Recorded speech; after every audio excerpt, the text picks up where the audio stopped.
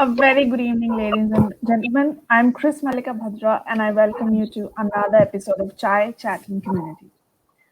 Today and tonight, we talk about something that we should not be talking about in the 21st century, and that is, are women really safe?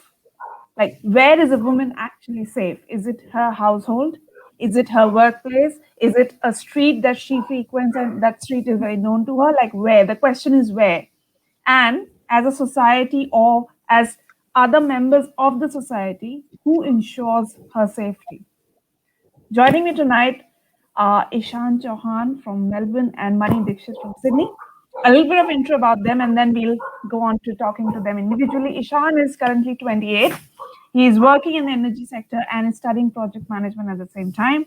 And I have with me Mani Dixit. Mani is a full-time bank employee in one of the leading banks in Australia and is also a passionate blogger. She has numerous videos on YouTube. She talks about her own experiences, and her channel is called Bindas Bate. Ishan and Mani, thank you so much for joining me tonight on such an important topic, and it's lovely to have you on board. Thank you. Yeah, thank you for having us. Thank you. A Thanks pleasure. for Thank you. All right, Ishan, we'll get the ball rolling with you first. You currently sure. work and studying, right? So, Yeah. in your life as a student or as an employee, have you ever come across a situation wherein a woman has asked you for help in terms of safety? Like she was feeling unsafe and she's come to you for safety. How have you dealt with that situation? I think I have seen this issue in my entire life where I think my friends always needed this help. And like I'll just give you an example of this recent issue, which happened yesterday only at a holy festival in Melbourne. There's this suburb called Tani. So we were there for Holi, and my sister was just standing in the middle of the crowd and just waiting for me and my friend to come with the drinks and everything.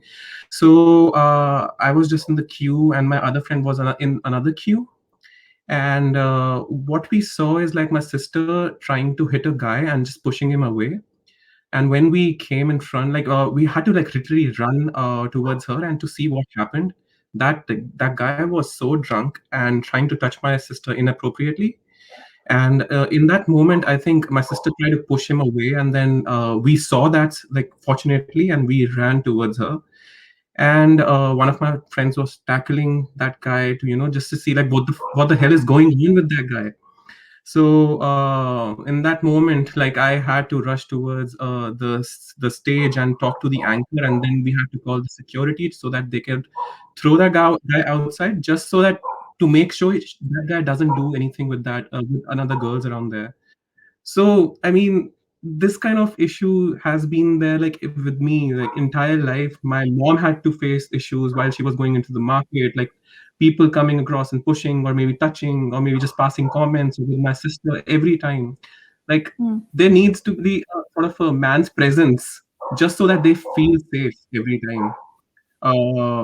Like I had to go and pick my sister up from the station so that she's safe if she has to come in the middle of night, Yeah, if she out for a party or something. So yeah, I mean, it's just sad to see this exist in 21st century, of course. and like every woman that they feel unsafe.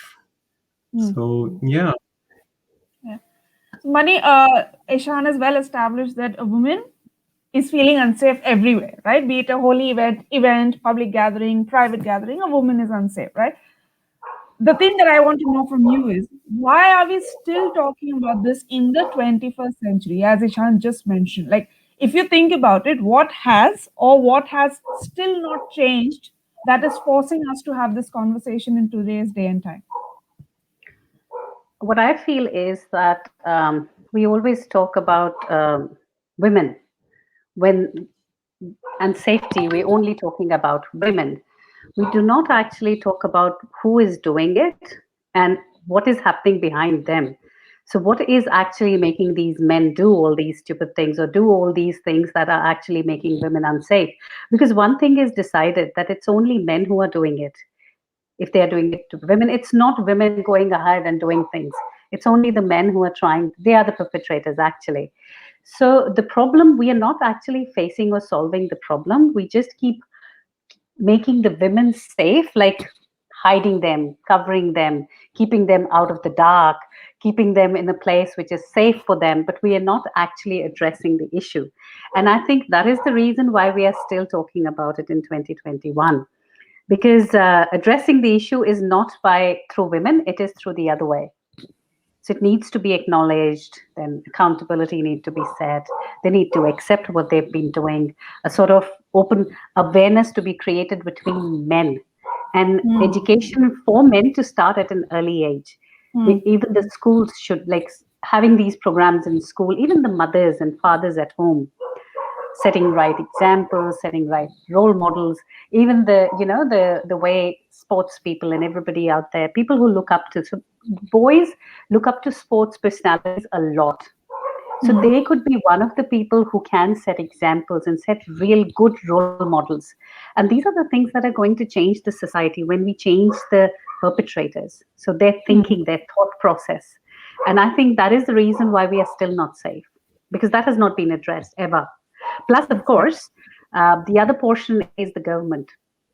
So even say in domestic violence circumstance, right? Mm. You have these DVOs and AVOs and whatnot, but how active or how effective they are, that's a question. So I'm not sure if I can quote. There was this incident in, I think last year, 2019, Hannah Clark. Everybody should be aware, where the girl with the three kids was burned in the car by her ex partner or husband. That case, Mm. she had a DVO, but still that happened because and not only that, DVO was breached as well. So when a DVO is breached, it's the law enforcement's responsibility to keep the perpetrator somehow away from the victim. But that did not Yeah. happen. He was still able to reach them, harass them, and do all those things. So a lot of also depends on the government and the law enforcement bodies, and that's why we are still talking. Now, Not both of reached you anywhere. bring me to one thing. So Ma, thank you for that comment. Thank you for watching. Um, right. Both of you bring me to another question. Is, I am preempting this question might come up, or somebody has actually asked me that question. Is, you keep talking about women in domestic violence because I've also previously talked about marital rape. So somebody asked me this question: is, what about men who are attacked? What about men who are groped or blah blah blah? Why don't you talk about their safety? So I pose this question both of you, Ishan and Mani. We are talking about women's safety, but in 21st century, are men also unsafe, and to what extent? Mani, I'll start with you, and then Ishan. Okay. Why we keep talking about women is because of the stats and the percentage. So yes, there are men who have been violated as well, and there are men who have been harassed and abused and assaulted. Yes, they have, but the percentage is not that huge. So Mm. when you see or when you talk about numbers, it is 1 in 3 women, which is a huge percentage. I Yes. mean, how do you expect? Or that is a part where you say sexually assaulted or abused women, 1 in 3. And if you look into yourself or look into myself, if I look in my past, I have been, not sure Mm. about you, everybody, no matter who you talk to, everybody has been in some or the other way abused or Mm. sexually assaulted or sexually abused or whatever. So it's just because the percentage is so high that we need to address the elephant first and then move towards the Exactly. plus the second very big part is because physically women are not that strong and men are strong. And plus, again, as I mentioned before, the perpetrators are always the men. So then we do need to understand and sort of address that issue first. And then, yes, the men are also there, of course. Not saying we're not ignoring that subject at all. But then, yes, the bigger portion is the women. Ishanyo. Thank you. Thank you for establishing Mani. I'll move on to you, Ishan. Your part. Yeah, I completely agree with that, what Mani said. Because, of course, the numbers, like women face more issues than men. And also, like, men don't really talk about it, first of all. Like, they feel embarrassed, I think, or maybe they think that people won't believe them if it's coming Mm. from any gender, whether it's a man or a woman. So I think it's just that, it's all about what people believe, what story they tell. And if that issue is like being a man, if I would have like because of the physicality and everything, like I would have like pushed the guy away, or maybe the woman away, but then it always comes down to that men don't really feel comfortable talking about it to everybody. So yeah, that's what I feel. Right, right, right. So I hope our listeners have got a rough answer to the question that why don't we often talk about men's safety as often we talk about women's safety. Moving further on, so this brings me to the next section is which forms of violence or insecurity, in your own opinions, are deemed most common? Like when we talk about women's safety, are there any specific forms of violence against women or girls based on their gender, like sexual harassment or assault, or the is the concern mostly generalized, like the woman goes through a theft or a murder, whatever? So, do you think it's mostly based on a gender, or it's just a neutral form of violence against women? Ishan, I'll start with you first.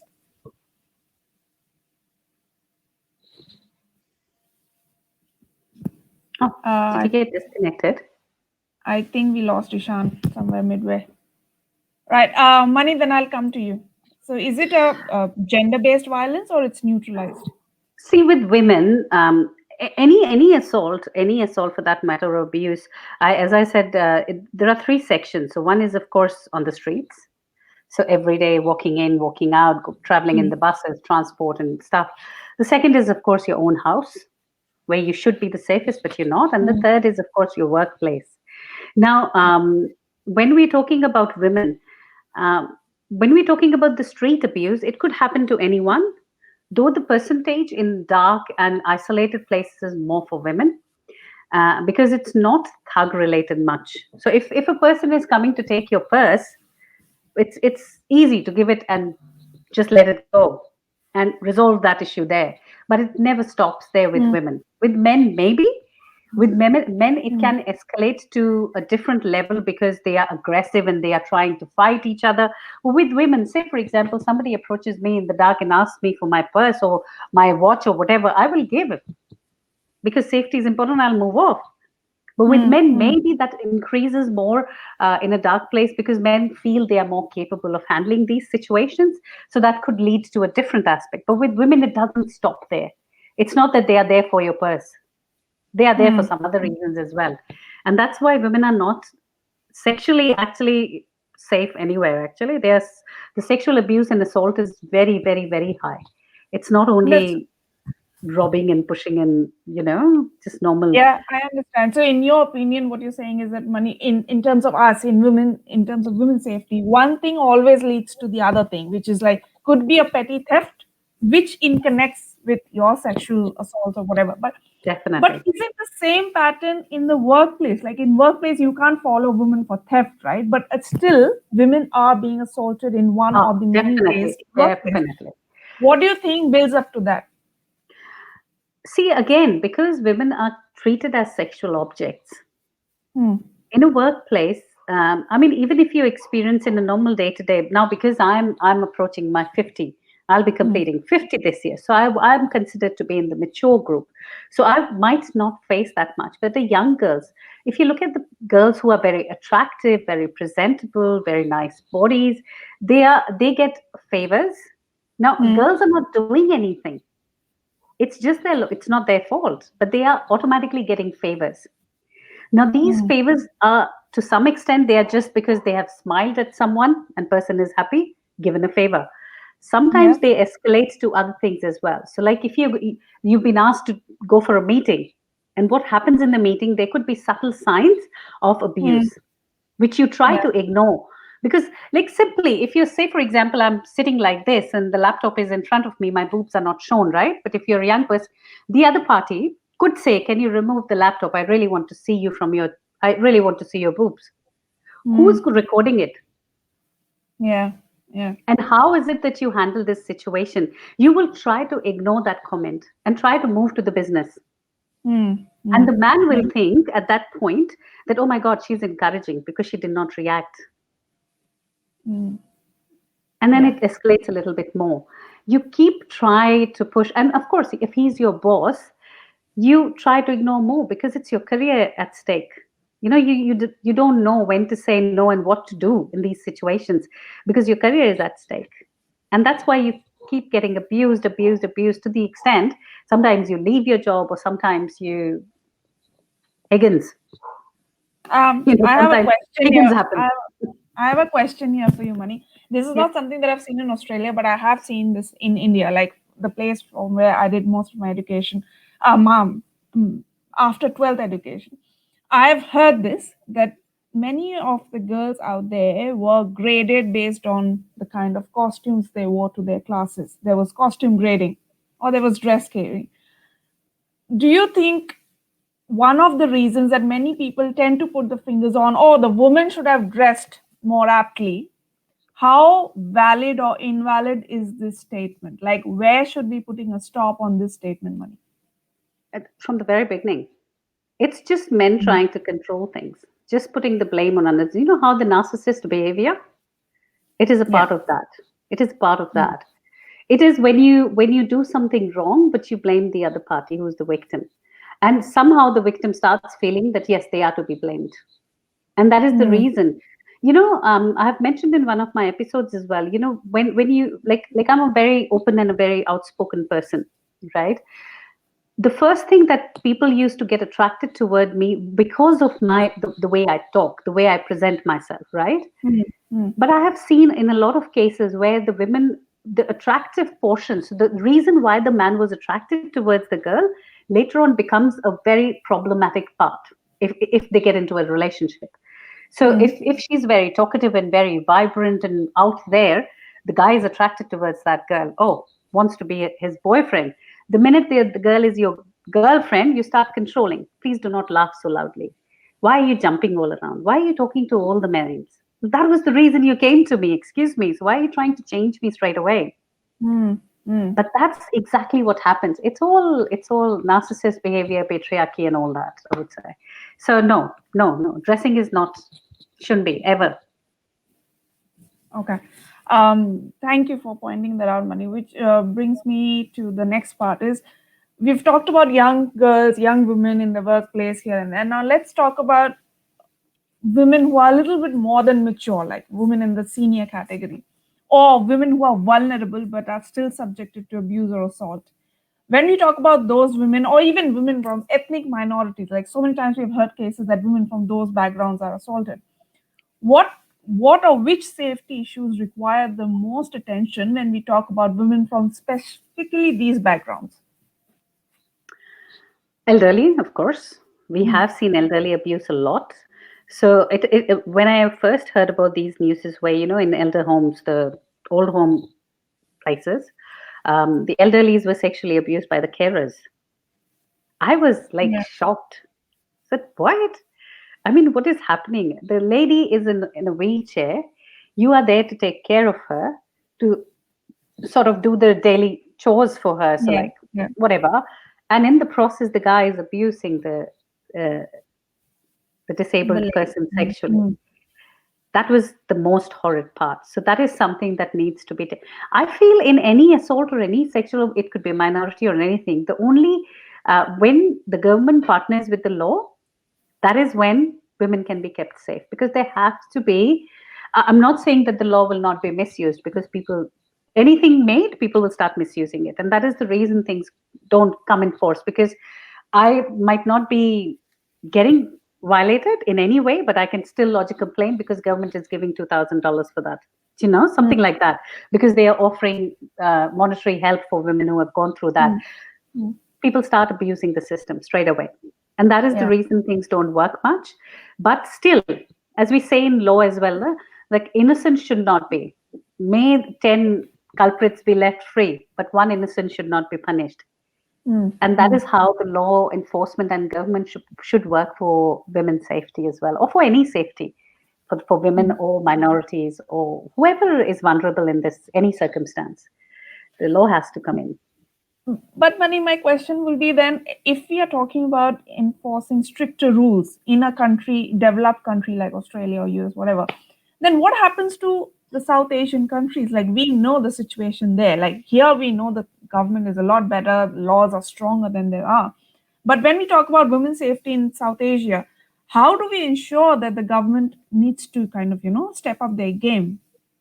Those women are completely at a loss. If we are just comparing, just for a comparison basis. Yes, I mean, like when I think about when I was in India, so I've gone through a lot of harassment because being a woman, and I was way Hmm. younger. So there were people who were trying things and trying to assault and sexual assault and whatnot. You just have to be smarter. There is nobody to protect you because the expectation is the perpetrator is a man, and then a man can only save you. As Ishan said, Ishan is not there, but then how he said that he has to be there to pick up his sister, to drop his mother, Hmm. and then pick them up and then drop them and take them from here to there, stand next to them just to make them feel safe. If they're going for shopping, just be around. It is a very, very long way to go in India or in South Asian countries. I mean, we've not even started. I mean, Yeah. solution is very, very, very far away. So I would suggest for those women to be just smarter and be Hmm. stronger and avoid like things that we can avoid. So, say for example, going into unsafe places at night. Do not, because it's our own safety. We have to take ownership of our safety. We Hmm. cannot rely on the government or brothers or fathers. We cannot. So we have to take ownership of our own safety. And however we feel safe, we need to do that. Because otherwise, independence will be an issue. But Mani, So, then the question is again, I'm bringing you back to Australian situation, right? I'm sure you must have heard this case. This was in Melbourne, I think in 2018 or 19. I'll give you the long story short. This woman, I think she did not want the Uber. She was going by herself. The Uber came up to her, and the Uber driver was an Indian.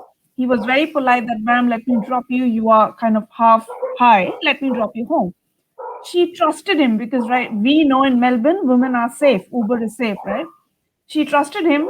She finds herself in his apartment, surrounded by 4 and 5 men, and she was assaulted. Now, how do we tackle this? Because here we have this conviction that Australia is safe, but even if we are having these cases, then how do we go about solving them? this is, see, again, as I said before, uh, the person who was assaulted, she must have come out of it, right? So the first thing is the lady, we don't have to hide these things. See, Mm, again, there are people and perpetrators in every nook and corner. So mm, may be Indian, it could be an Uber driver, but then all Uber drivers are not bad. It's correct. that particular one who did this, Mm, right? So the first responsibility of the victim is to come out and say that this happened. The mm, second is society's responsibility to believe her mm, that, mm, okay, this has happened. And to start working towards getting a resolution and a closure for her, to start looking for those perpetrators. And to, then again, the perpetrators need to acknowledge, because a lot of time males feel, as you said before, that wearing short clothes or wearing skimpy things, so women are calling it for themselves. They're inviting these things. So that shouldn't be the case here. So the perpetrators need to understand and accept that what they have done, they are responsible for that, and that it is wrong. yeah. It's a Mm, lot of times people say because women make men do these things, even in domestic violence situation. The perpetrator always says it's because of you. I love you so much, but you mm, make me do certain things, and see what you have made me do. Now I've like almost killed you. It's because yes. of you, you know. Yeah. And the victim gets confused that, oh my God, what did I do? And what should I do next that this doesn't happen again? It happens again, you know? And So you start feeling sorry about it that, oh, I made him do this. It's yes, my fault. because after the assault, the person is really very loving, and he might get flowers, he might get gifts, and you are completely Mm, confused. That, okay, what is this? This, maybe I did something wrong, and maybe I shouldn't be doing that next time. And next time you think, okay, last time I put salt more in the food, let me try not to do that. Then you will be beaten up because the salt is not there, it is less. Next time it will be the water was not placed correctly, or the water was not given by with the food. Third would be, why did you make the dal twice, the same food twice a week, It could be anything, and then you slowly come to realize that it's not you. And then sometimes it's too late. Yeah, totally agree. Ishan, finally we have you back. Thank you for coming back in time. Yeah, that's all right. No, I'm not too sure what happened. I was just trying to Just get back into the yeah. Anyway, one of those days, so right? But now that we have you, my next thing is for you. So, at workplace, Ishan, agree or not, all of us have seen or we have noticed that a woman is getting assaulted or, brisk form of assault. In that yeah. situation, what should be our responsibility in this situation if we encounter someone who's being assaulted at her workplace? I think at workplace, first of all, I think it's always if we encounter something like that, it's always good to first talk to that person who has faced that issue Mm, and see how they're feeling about it. If they are ready to talk about it, and if they are ready to raise it, and try if you can give them support. Secondly is like, of course, if you have witnessed it, I think it's always good to talk to your the human resource department about it, and take necessary action if of course the person yep. is ready to take it forward. And Mm, yeah, always, I mean, be aware of these situations, and as in make sure like you step into that into their shoes and try to understand, I mean, what sort of feeling they're going through. I think it comes mm, with a lot of, I think, compassion. You need to show a lot of compassion towards the person, and at least also, of course, like a lot of courage mm, to mm. talk about this to other people, I think. Yeah. Right. But you just said, Ishan, we should raise this only if that other person is ready to come out with this, right? So there's a clause that if the person is happy to raise this or escalate this, we should help that Yeah, person to escalate the issue. What if yeah, that person is not ready to escalate? Like I was having this chat with Money, she may be scared, she may be, yeah. it's her career. So in that case, if the person doesn't want to go forward, should we just stay silent? How else can we help that person in that situation? Money, I'll come to you after, Ishan.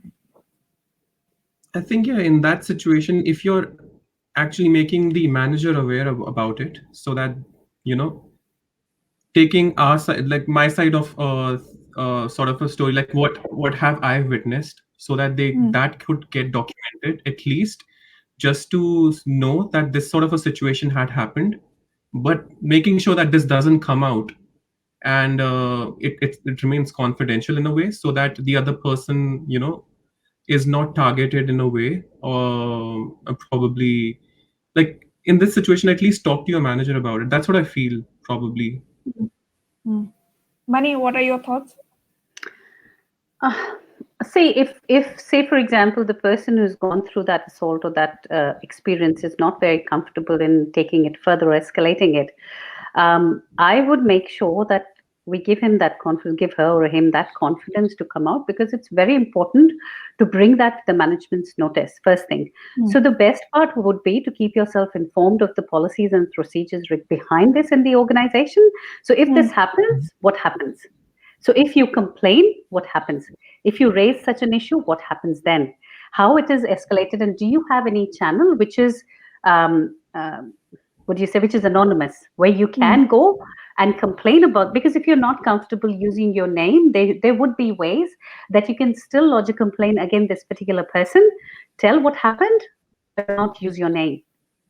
So first, so the person who, see, if it is somebody's story, you cannot, I would not share the story or do something on their behalf, because again, it's not my story. But then I could be the support person to guide that person, because if the person has shared something with you, we can find ways to sort of complain about that particular person.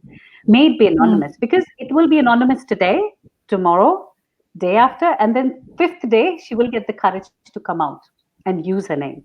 Because again, time is the biggest healer. And then once Hmm. you're healed from that experience, it becomes a story. Then it's not hard to narrate. But to Hmm. reach that part, it is a process. So you need to follow that process. But in the time being, or in the meantime, just complain. Complaining is like putting that thing forward is very important. because the person could not only be doing it with you. They could be 100. Yeah. He must have only touched your hand. Who knows what he's done with other girls? We don't know. Or Mm. other boys or whatever he's doing. So we don't know who other victims are. So once you raise one complaint, people will Be things aware. it will open up. And that's our responsibility in a way. That's what I would say. The other thing that leads me after I've heard you guys talking is like we have discussed it from the victim's point of view, right? Now you've escalated this to the board. I know today's date and time, a lot of organizations have zero tolerance for this kind of behavior. But what happens in the extreme situation that you have escalated, but the board is not doing anything? Then what are we supposed to do in that situation? If the board is reluctant to take on that complaint, or if the member is one of the board members, then what happens in that situation? Mani, I'll start with you first. See, in normal, in see, I'm not talking about Lala setups. Lala Mm, setups, you really can't do anything because it's he's the end all and be all. And if he is the perpetrator, like best is to move away from there because it's not mm, going to be resolved this way. But if it's an organized, say like my bank or places mm, like big organizations, there is a process in place. So if mm, somebody, say for example, in the chain when you've lodged a complaint, the HR person or the HR manager is very close to this perpetrator, right? He might try to hide that. mm, There is a way to escalate it further. So you give a break to that, you escalate to his manager, to his manager. If you want, you can go to the top. One mm, person, you only need 1 year. You don't need much. It's only one person who needs to believe in you, and then you can make the changes. mm, So we will find that person. I would not drop it. If it was me, or if somebody in my vicinity, somebody who comes to me, I will not drop it. I will go up. mm. No, we shouldn't. Mani, before I move on, Ishan, would you want to explain Lala setup to our listeners, if anyone who's not aware of that term? Okay, yes. So Lala setup is actually where small businessmen in India, we call it Lala setup. So where their system is, they are the end all and be all. They can do whatever they want. There are no systems. There is no proper hierarchy or anything there. It's them. They are the boss. They have started the business. They can do anything. So there is, Mm, if they say something, they are the gods of that organization. And if you're working under such organizations, even if you're very qualified, you'll get frustrated because you might bring systems and procedures and policies which could be cancelled straight away because the Lala doesn't agree. So the boss is sort of termed as Lala. that's scary. It is Ishan, very moving bad. on to you. What if the board is not ready to take on somebody's complaint, or you a complaint you have raised for someone who has confided in you? What happens?